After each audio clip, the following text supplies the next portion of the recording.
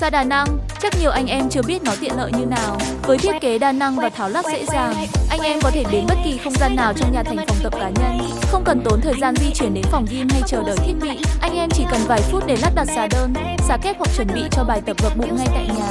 Tiết kiệm không gian là điểm mạnh của xà đa năng. Sản phẩm có thể gắn lên tường giúp bạn tối ưu diện tích sống, đặc biệt phù hợp cho những căn hộ nhỏ hoặc văn phòng. Không chỉ vậy, với tính năng tháo rơi anh em có thể dễ dàng cất giữ khi không sử dụng. Ngoài ra xà đa năng phù hợp cả người lớn và trẻ em, nên ai cũng có thể tận hưởng sự tiện lợi mà không cần lo lắng về việc điều chỉnh thiết bị.